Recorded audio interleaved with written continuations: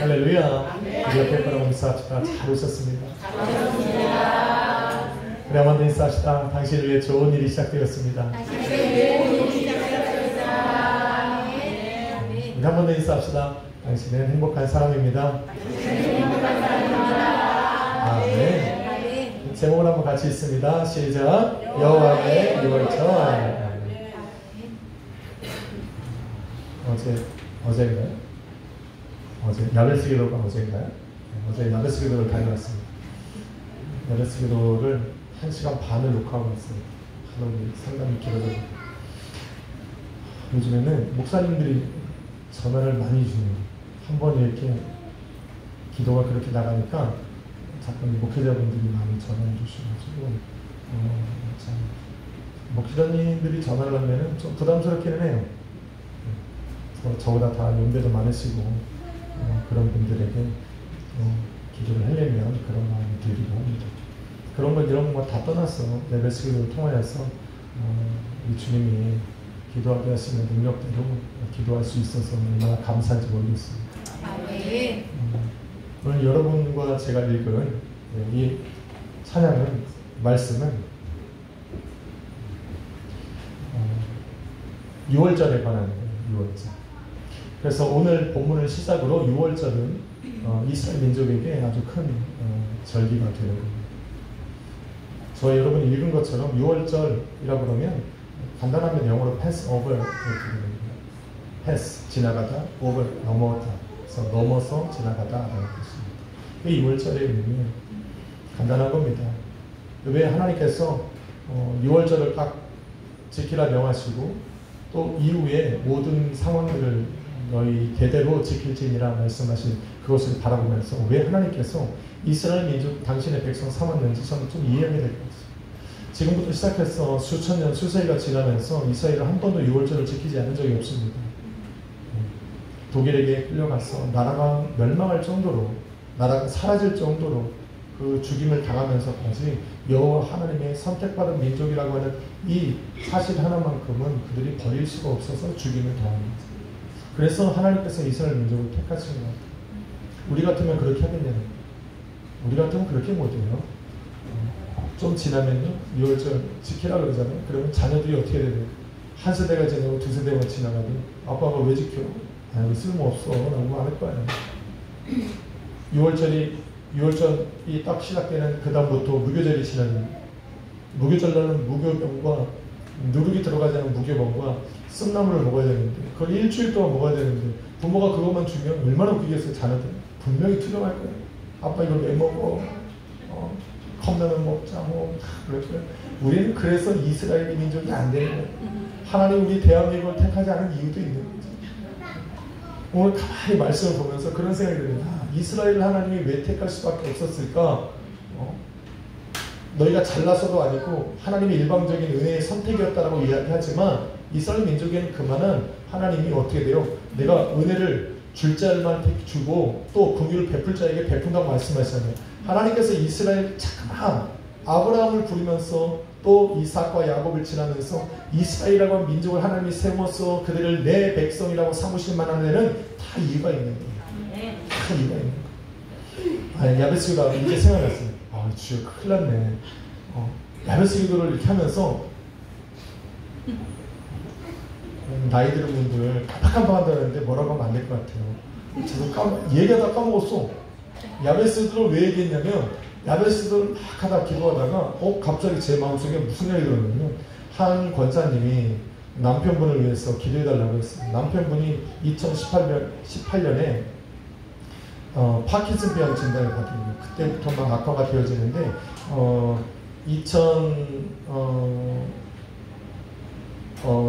2020년 좀 지나가고 담도암에 걸린 거예요.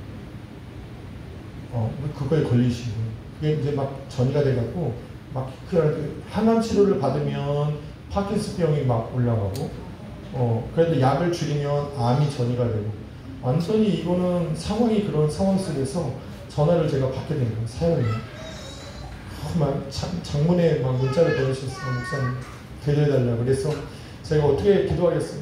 거기다 대고 어떻게 기도를 하겠어요? 간절함을 기도해서 야베스에게 전화를 탁 받았는데 깜짝 놀랐어요. 권사님이 전화를 받으셨는데 여러분보다 목소리가 더 맑아. 할렐루야 그래요. 야, 진짜 깜짝 놀랐어요. 옆에 분 한번 보세요. 지금 여러분이 보시는 그분 같으면 목사님 이랬을 거예요. 내 인생 망쳤어. 한 번 사는 인생 이러다 가나보다 한탄을 했을 텐데 깜짝 놀랐어요. 제가 전화를 받고 깜짝 놀랐어요. 목소리가 얼마나 많아요.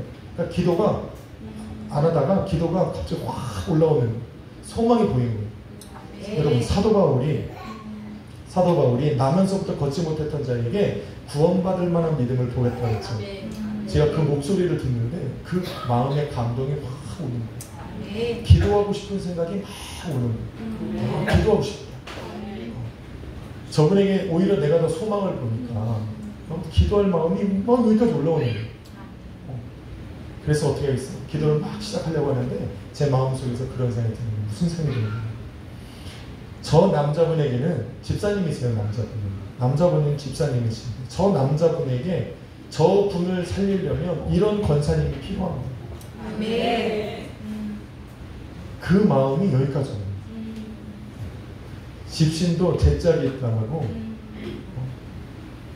내 인생 왜 그래? 그런 게 아니었어요. 저 남자 집사님에게는 이런 권사님이 감당할 수 있기 때문에 하나님이 붙여주십니다. 그래서 오히려 더 믿음의 말씀을 하시는 거예요. 기도를 하는데 얼마나 내가 힘있게 기도했는지 모르겠어요. 그래서 제가 기도할 마음이 생겼어. 하나님께서 베푸시는 은혜를 그 가운데서 그분에게서 발견하니까 기도할 마음이 생기니까 기도가 막 나가는 거예요. 할렐루야. 여러분의 삶에도 그래요. 아, 내가 왜 이래? 내 인생 왜 그래? 여러분이니까 하나님이 맡겨주신 인생이야. 아마 그 인생을 저 사람 보고 살아가라면 저건 못 살아갈 거야. 그런데 하나님이 나 같은 사람이니까 나와 같은 삶을 하나님께서 견딜만 하니까 하나님께서 허락해 주시는 거예요. 할렐루야. 잘 짊어지고 가시길 주님의 이름으로 축원합니다. 아니, 불평하지 말고 내 인생 꼬였네, 쟤 만나서 망쳤네 이런 얘기하지 말고 한번 가봐. 당신 아니면 그 십자가를 짊어질 사람이 여기에 아무도 없습니다. 그분이 남편이 됐든 아내가 됐든 아유 3마리가 뛰어다니니까 정신이 하나도 없네. 오늘 내가 깜짝 놀랐습니다. 보통 우리가 오면 저 문을 막 두들겨요. 큰 목사님 목소리가 얼마나 큰지 몰라. 방에서 다 들려요. 내가 잽싸게 튀어나가야 돼. 안 그러면 난리가 납니다. 막 나갔어요. 그랬더니 얼굴을 딱 보더니 뭐라는 줄 아세요? 목사님 오늘은 오빠가 안 왔대. 오빠가 안 왔대. 저를 안고서 막 슬퍼하는 거. 오빠가 오늘 안 왔대. 진짜 안 온 줄 알았어요. 진짜 안 온 줄 알았어요. 그렇지 보니까 얼굴을 빼꼼 내리고 있는 거예요. 야, 둘이서 짠 거야. 여러분, 아이들이라고 천사 같은 게 아니에요. 아이들 영특합니다. 이 아이들을 잘 모르면 우리 아이들의 농간에 넘어갑니다. 우리 집사님 정신 차리셔야 돼요. 우리 주님께서 이스라엘 민족이라는 이 민족을 택해서 이 믿음의 길을 걸어가신 이유는 분명히 있어요. 왜? 이스라엘 민족을 통해서 세계 가운데 하나님의 이름을 남기기 위해서. 비록 이스라엘 민족이 하나님의 선하신 목적을 이루지 못했기 때문에 많은 삶의 고난과 역경을 겪고 있지만 분명히 이스라엘 민족을 택하여 부르실 때는 하나님의 분명한 목적이 있는 겁니다.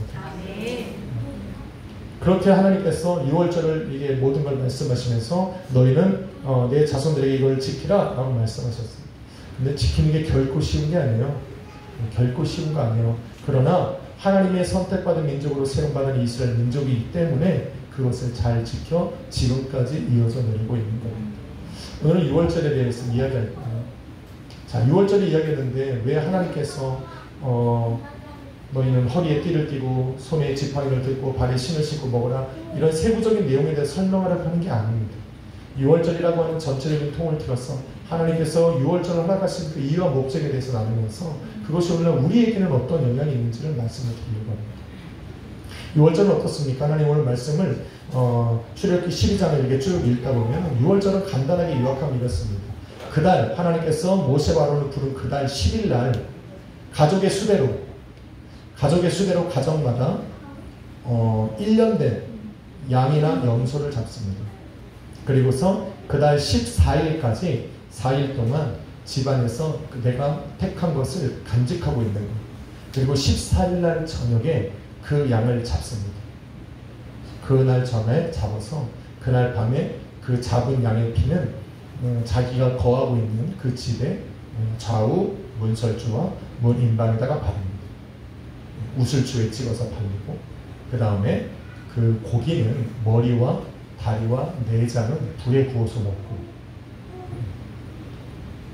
절대 그 밤이 넘기도록 남겨두면 안 되고 그 다음날 남은 것은 다 불태워버리고 그 다음에 어떻게 됩니까? 그날 밤에 피를 바른 그 문을 통하여서 우리는 절대로 나가면 안 되고 그 밤에 모여있는 사람들은 그 고기를 먹되 뭐예요? 누룩이 들어가지 않는 무교병과 그 다음에 쓴나물과 함께 먹는 거예요. 먹을 때 어떻게 먹습니까? 허리에 띠를 띠고 발에 신을 신고 손에는 지팡이를 들고 서서 먹습니다. 유월절은 이렇게 규례를 딱 우리 하나님이 정해놓으신 거예요. 우리 하나님의 말씀대로 해야 되는 거예요. 그렇게 하면 끝나느냐? 그렇지 않습니다. 14일날 양을 잡았잖아요. 그렇죠? 14일날 양을 잡으면 그날 밤부터 시작해서 무교절이 시작되는 거예요. 무교절이 20일날 7일 동안 20일 저녁까지 7일 동안 이어지는데 그걸 무교절이라고 하는 거예요. 그래서 누가복음에 바라보면 누가복음 4장 22절에 보면 이 무교절과 유월절은 구분 없이 쓰기도 합니다. 왜? 이어지는 거라서. 자, 무교절은 왜 무교절이냐? 무교병을 먹기 때문에 무교절이에요. 7일 동안 무교절이라는 무교병만 먹어야 돼요. 누룩이 들어가지 않는 맛없는 떡을 먹어야 돼요. 쓴나물과 함께 먹어야 됩니다. 그날은 누룩을 먹어서는 절대로 안 됩니다. 하나님의 백성에서 끊어집니다. 그런데 그 무교절 첫날 14일 날도 하나님의 성회로 모이고 맨 마지막 끝나는 20일 날도 성회로 모여서 너희가 하나님을 기념합니다. 근데 가만히 보니까 왜 이 7일 동안에 쓴나물을 먹어야 될까?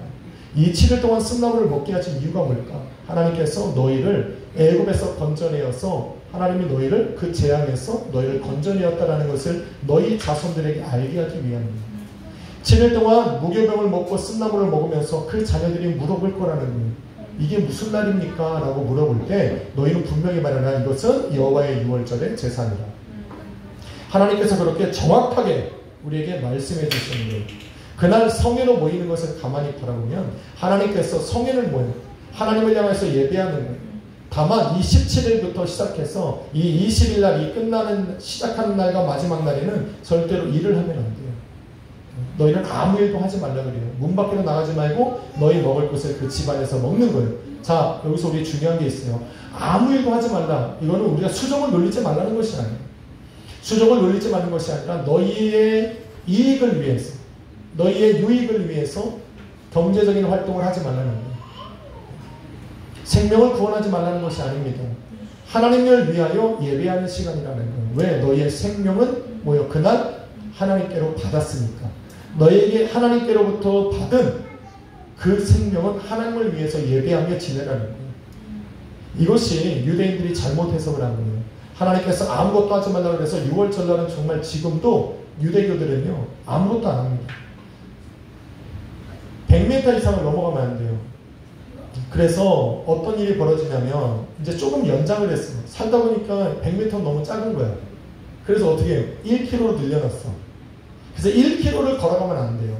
어떻게 되냐? 그래서 토요일날 그들은 예배를 드리는데, 토요일날 예배를 드리는데 회당이라는 곳에 딱 유대교가 회당을 딱 짓잖아요. 그럼 그 주인은 전부 유대인들이 돼요. 집이 비싸던 싸던 상관없어요.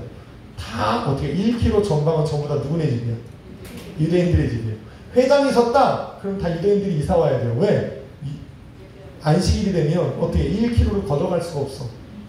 그래서 어떻게 해야 돼요? 그 집으로 다 이사 와야 돼요. 집같이 뛰기게 안 뛰어요. 당연히 뛰죠. 그런데 사람들이 거기 들어가 살아요? 안 살아요? 안 살아요. 왜? 7일 동안에는 아무것도 안 사. 진짜 무교복만 먹어요. 그리고 집 밖에도 안 나와요. 그냥 말씀 보고 예배 드리는 게 걔들 정도예요. 그렇게 우리 하나님께서 철저하게 그들에게 말씀하신 이유는 무엇이냐면 그렇게 너희에게 하나님께서 너희의 생명을 주신 것에 대해서 기억하라라는 거예요. 기억하라. 아멘이십니까? 아멘. 우리는 그리스도의 피로 우리를 구원하는데 우리는 기억 잘 안 하잖아요. 주님은 죽으셨고 나는 살아있고 주님께서 말씀하신 건 따로 있고 내가 원하는 삶 살고 있고 뭐 우리는 뭐 그렇게 하는 거죠. 그러니까 2월절 이거를 쭉 이렇게 읽다 보면 굉장히 귀찮게 느껴져요. 그죠? 뭐 고기 하나 먹는 것도 내 맘대로 못 먹고 이것저것 못 먹고 귀찮게 느껴지지만 하나님께서 귀찮게 느껴지지만 반드시 해야 되는 거예요. 왜? 생명과 직관됐다니까. 일하는 자는 하나님의 거기에서 끊어진다니까. 그렇게 말씀하셨기 때문에 우리는 그 말씀하신 대로 지키지 않으면 안 돼요. 그래서 오늘 28절 말씀에 보면 그들이 행하되 여호와께서 모세와 아론에게 명하신 대로 행했다. 이것이 우리는 순종이라는 개념을 쓰는데 순종이라는 개념은요 예외라는 게 없어요. 대충이라는 게 없다니까. 하나님께서 요구하시는 순종은 절대 순종이 하나님 말씀하신 대로 하는 거예요. 사실 이게 순종의 개념이에요. 우리가 그것을 희석시킨 거예요. 왜? 우리가 할 수 있고 하고 싶고 할 만한 것만 우리가 택해서 하다 보니까 순종이라는 개념이 좀 이렇게 좀 술렁술렁해졌지 하나님의 말씀에 의지한 순종은요 절대 순종이요. 말씀하신 대로만 하는 거예요. 믿으시면 아멘 합시다. 이게 유대인들이 아니고는 이 순종을 들을 수가 없다니까. 아니 제가 여러분을 생각하는 게 아니에요. 말씀을 준비하면서 제 자신을 생각했을 때 우리 하나님께서 내게 말씀하신 대로 내가 순종할 수 있느냐라고 질문을 던지면 그렇지 못해요. 하나님의 말씀대로 우리는 어떻게 하든지 살려고 하지만 이 순종대로 살아갈 수가 없습니다. 그럼 옆에 분하고 인사합시다. 당신도 알죠? 아니 서로 아닌 척하지 말고 아니 여기서 순종 다 하는 사람 있으면 벌써 목회해야지. 목회해야죠. 순종은 하나님의 말씀대로 행하는 절대 순종해야 되는 거예요. 말씀하신 대로 행하는 거죠. 근데 그게 참 쉽지가 않아요. 왜 그것이 지키지도 않는데 우리가 아직까지 살아있느냐? 하나님의 은혜. 아멘. 이거 은혜니까 또 아멘이 커지지. 못하니까 어떻게 하나님 은혜 아니고는 못 사는 거지. 말씀하신 대로 살아가는 거예요. 근데 어떤 사람들이 이런 말을 해요. 6월절 설교를 듣다 보면 아니 이거는 잘 봐요. 여기서부터 이제 중요한 거예요. 이게 적용이에요. 6월절은 무교절은 그런 행사예요. 자, 하나님 이런 일을 왜 이스라엘 민족에게 얘기했어요? 사실 이것은 10번째 재앙인 장자의 죽음에 하나님께서 내리시기 전에 애굽 땅에 들어가시기 전에 이스라엘 민족에게 하나님께서 지키라 명하신 거예요. 사실은 10번째 재앙은 애굽에 내리는데 이 자세한 내용은 누구에게 말씀하는 거예요? 이스라엘 민족에게 말씀하는 거예요. 근데 어떤 분이 이런 질문을 던질 수 있어요. 자, 10번째 재앙은 무엇이냐면 애굽 사람 중에 애굽 땅에 거하는 것 중에 저 왕자에 앉아있는 바로의 장자나 저 맷돌 뒤에 있는 이 여인의 그 여종의 장자든지 아니면 애굽 사람의 모든 장자든지 아니면 그들의 가축의 그거든지 짐승이든지 상관없어요. 무엇이든지 첫 번째는 장자들은 전부 다 죽임을 당하는 날인데 이스라엘 민족이잖아요. 그죠? 그러니까 그들에게는 허락되지 않았다라고 생각할 수도 있는 거예요. 그런데 우리가 하나는 모르고 둘은 모르는 거예요. 하나님께서 이스라엘 민족을 찾아가셨을 때 우리는 잘 봐야 돼요.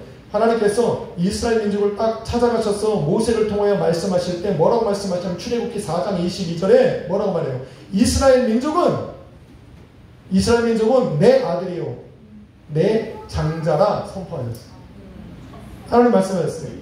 출애굽기 4장 22절에 모세를 통하여서 바로에게 나가서 이야기를 할 때 뭐라고 말씀하시냐면 얘는 내 아들이고 내 장자라 말씀하셨어요.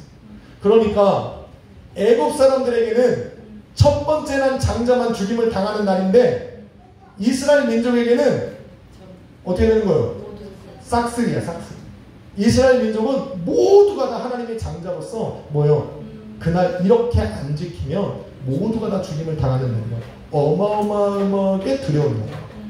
그래서 사실은 이거는 이스라엘에게 내리는 재앙이지만 하나님의 말씀하신 유월절과 무교절을 지키지 아니하면 이스라엘 민족에게는 더 큰 재앙의 날이 될 수도 있는 겁니다. 그래서 이스라엘 민족은 철저하게 지켜야 돼요. 정말 철저하게 지켜야 돼요.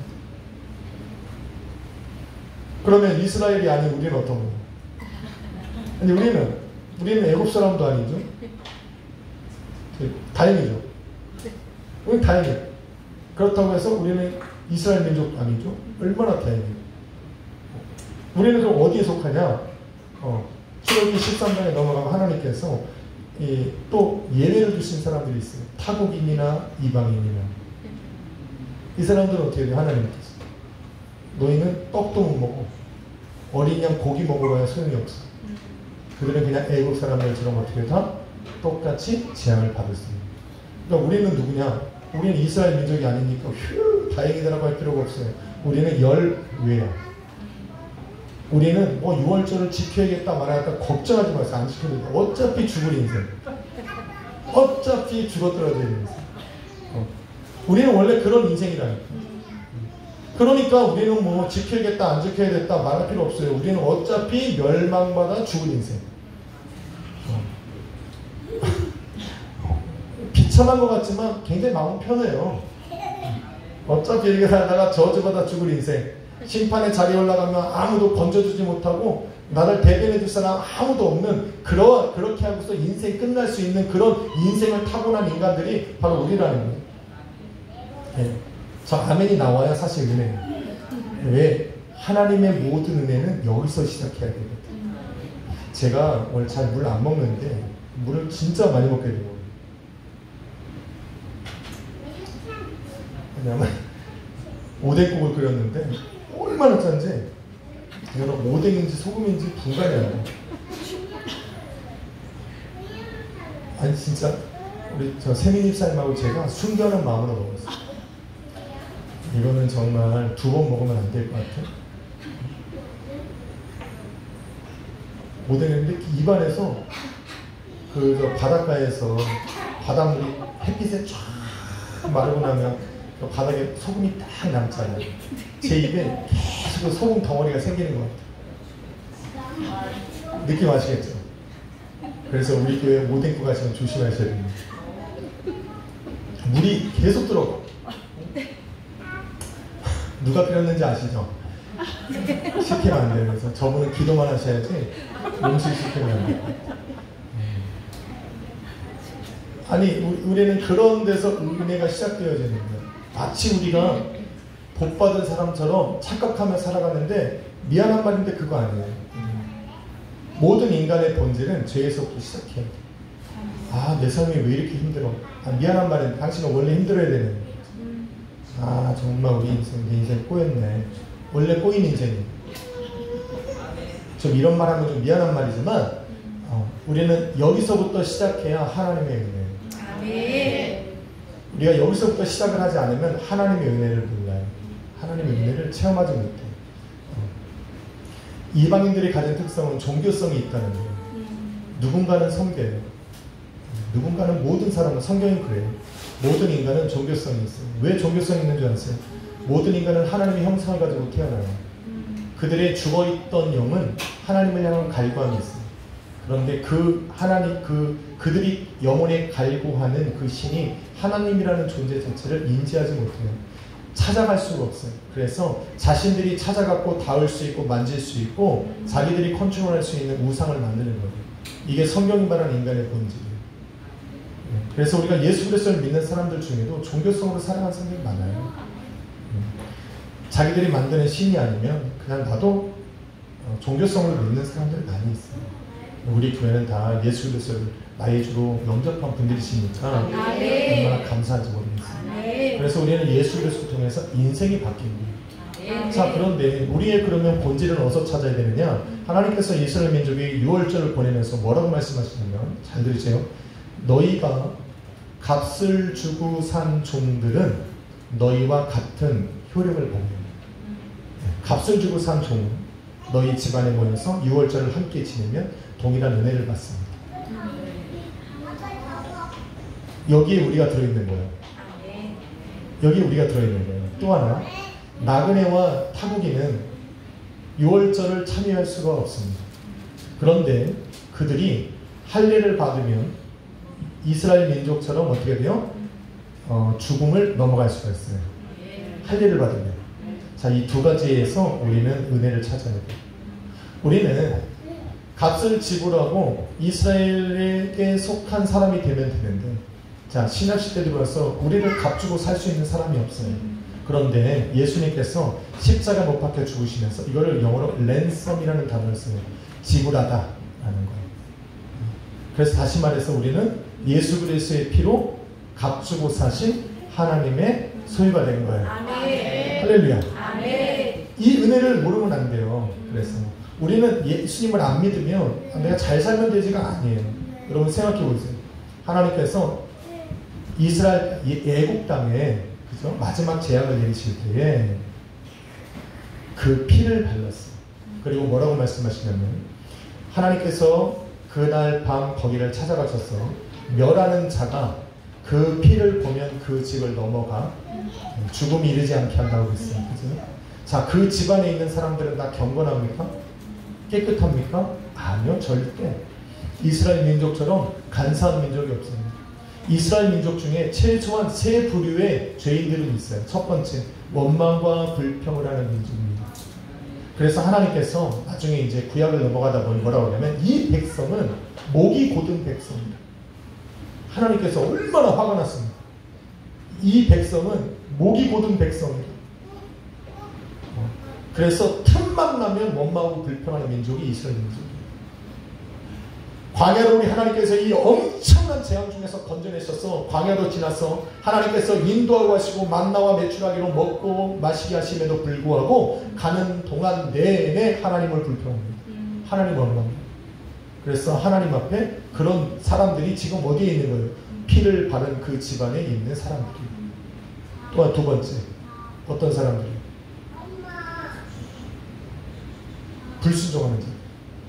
하나님의 하라고 하고 하라고 해야 되는데 하라고 하면 꼭 안 하고 청개구리 같은 민족이에요. 어떻게 해요? 만나를 딱 예를 들어서 만나를 야 아침에 가면 먹을 것만 거내라. 그렇죠? 요만큼만 거둬라. 욕심 부리는 애들 두번 걷어가지고 저기 카페트 밑에다가 짠 거 하나. 야 6일째 날에는 2개 걷어라. 7일째 날에는 안 나온다. 7일째 아침에 기웃거리고 나를 내리긴 했나 하고도 나가고. 아무튼 불순종하는 민족이에요. 세 번째는 어떤 민족이에요? 율법대로 살지 못하는 민족이에요. 하나님이 오죽했으면 율법을 주셨겠어요. 내 백성 살리시고자 주신 율법, 이 말씀이 뭐냐면 율법이에요. 율법을 주지 않으면 어떻게 되는 거예요? 자기네 마음대로 살아가는 민족이 이 유대인 민족이에요. 다시 말해서 지금 어린 양의 피를 바른 그 집안에 있는 사람들은 그들이 정결하고 깨끗하고 거룩해서 이 죽음의 사자가 넘어간 것이 아니라는 거예요. 그 집을 죽이지 않고 넘어가신 유일한 이유는 뭐다? 그 집에 발라진 피밖에 없는 거예요. 그래서 우리는 그 예수 그리스도의 피로, 할렐루야, 그 예수 그리스도의 피로, 고린도전서 5장 7절 말씀에 보면 6월절 어린 양 곧 그리스도 예수라 말합니다. 그 그리스도 예수가 당신의 피를 흘려서 우리의 값을 지불하고 우리를 하나님의 백성으로 삼게 하십니다. 그래서 우리는 어떻게 돼요? 6월절을 지키는 것이 아니라 예수 그리스도의 부활하신 주일을 지키는 거예요. 이거를 우리는 지난주에 했죠? 그리스도인이라고 하는 거예요. 그리스도인이라고 하는 거 원어로 제가 가르쳐줬는데 크리스토스.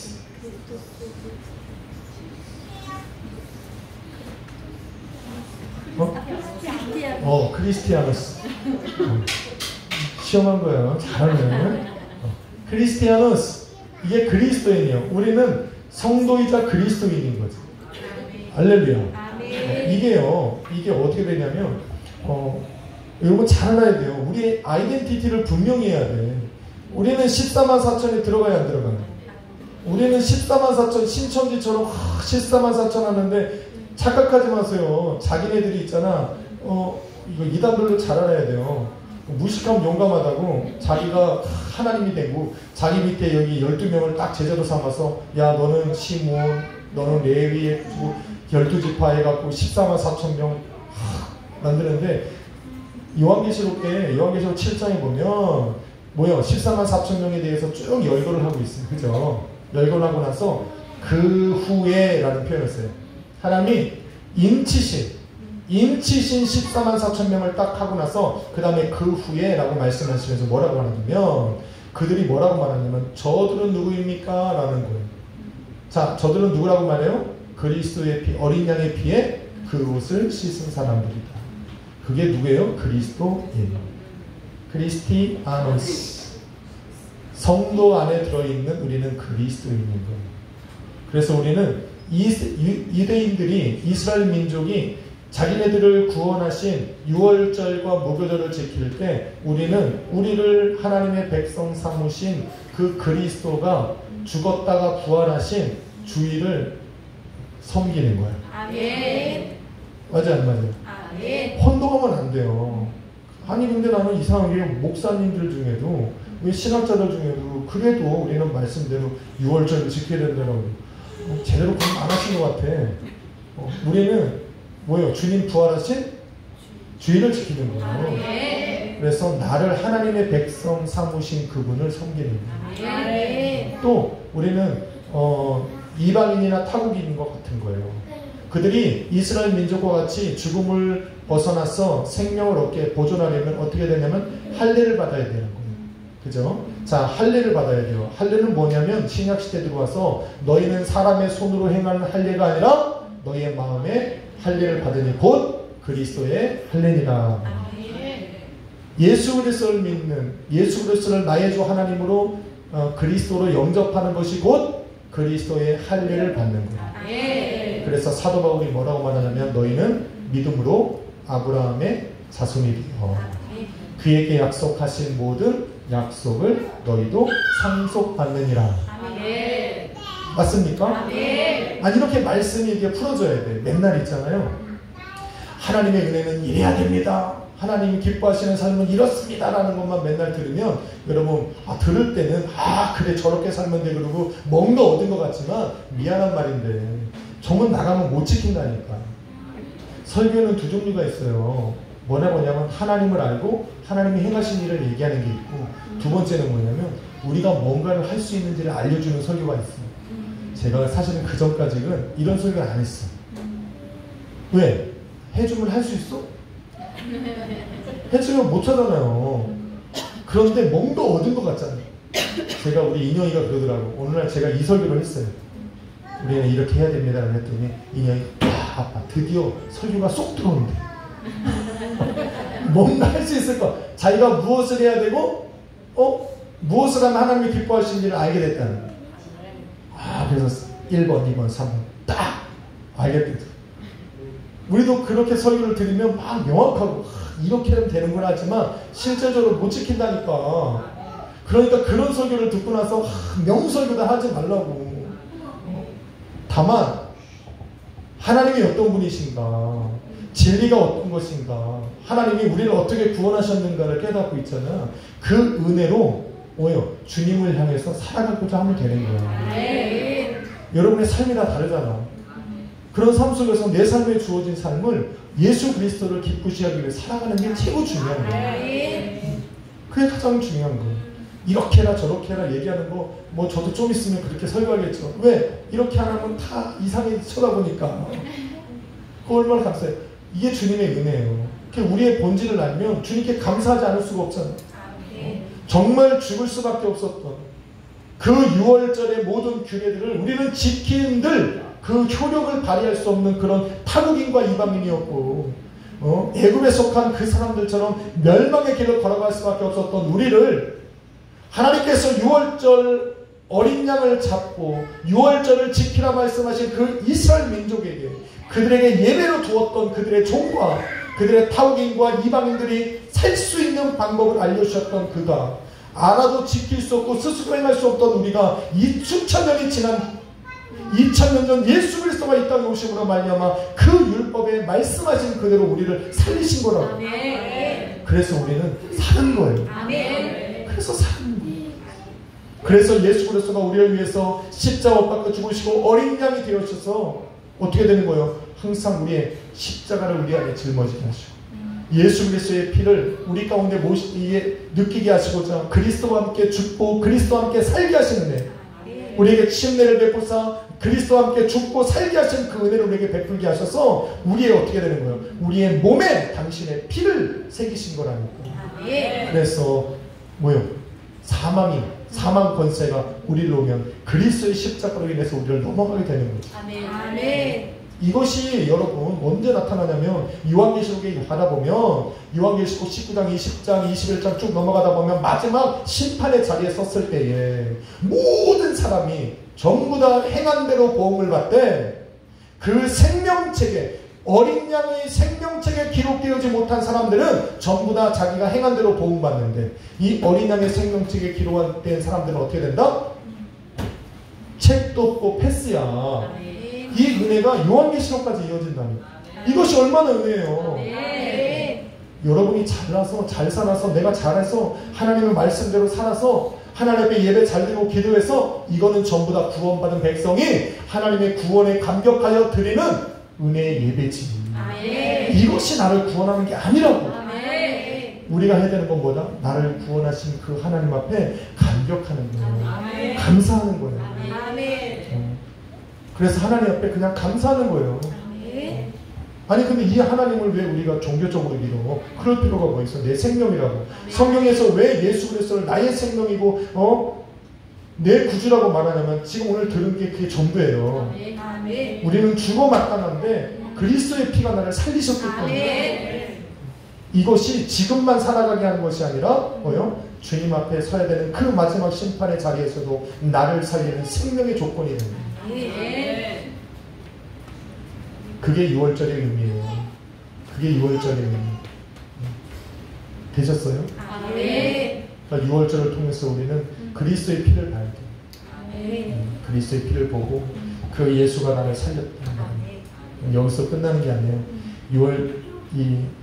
6월절과 무교절을 지나게 하는 이스라엘 민족에게 이것을 말씀하신 하나님의 의도는요. 너희가 이걸 어디 한다? 너희가 인도함을 받은 약속의 땅에 들어가서 지켜야 될 절기인 거예요. 잘들 적으세요. 그런 절기죠. 자, 고린도전서 5장 7절 말씀 이후에 바라보면 사도 바울이 바로 6월절 양이 그리스도 예수다 말하고 나서 너희는 누룩이 들어가지 않은 새떡 새 덩어리다. 그러니 그리스도의 피로 그러니 너희 안에서 묵은 누룩을 제하여 버리라 라고 말씀하셨습니다. 여기서 말하는 묵은 누룩이라는 게 뭔지 하면 자, 행음하는 자, 또 탐심을 가진 자, 거짓말하는 자, 그 다음에 서로 비방하는 자, 이런 자들, 속여 빼앗는 자들, 또 술 취하는 자들, 이런 자들을 너희 안에서 제하여 버리라. 잘 들어보세요. 잘 들어요. 여기서부터 잘 들려요. 여기서 말하는 우리는 이라고 말하는 이거는요. 개인이 아니에요.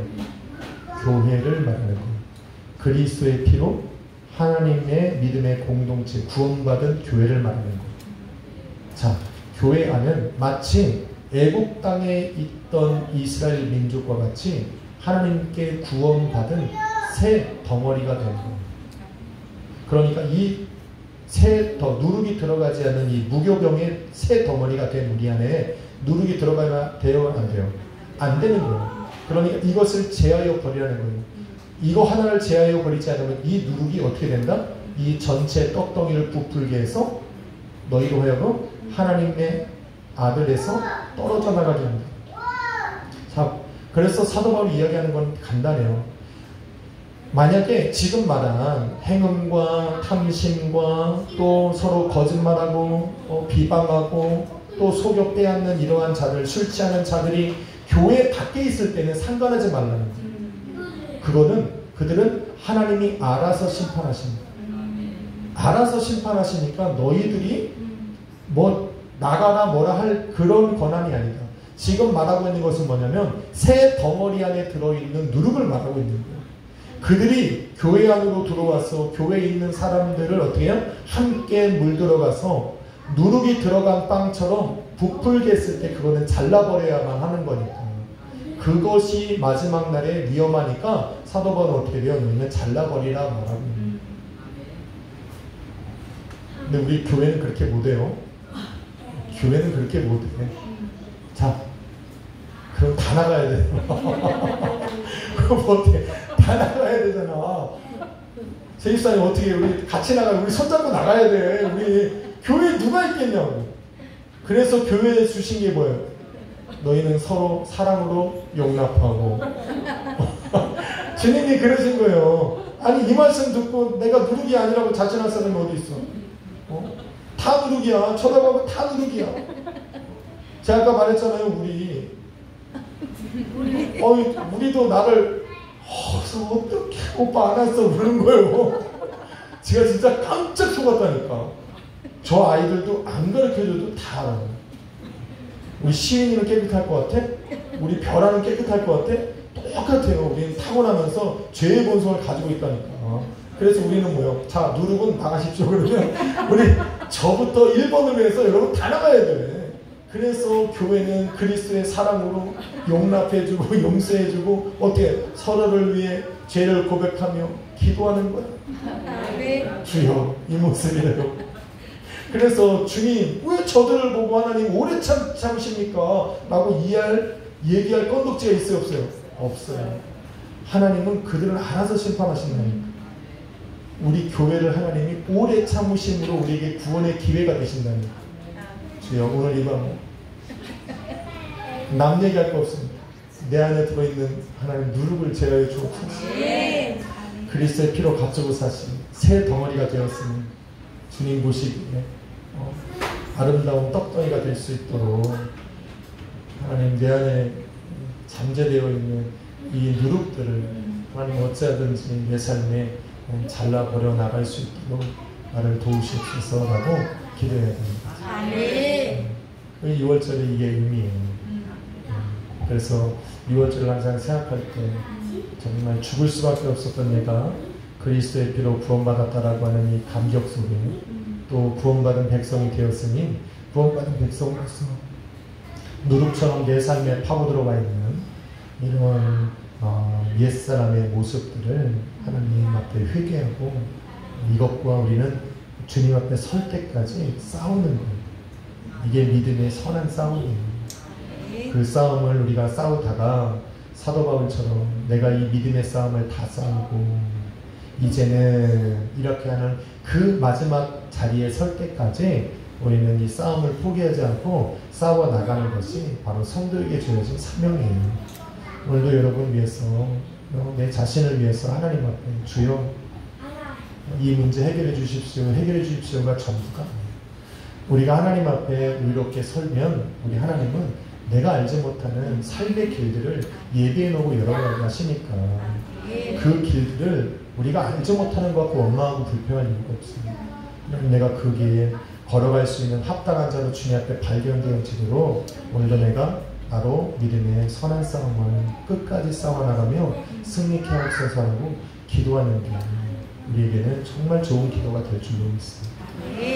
오늘 그러한 마음으로 우리 합팀으로 기도하면서 주님 앞에 귀한 자녀로 발견되어지기를 소원합니다. 기도하겠습니다.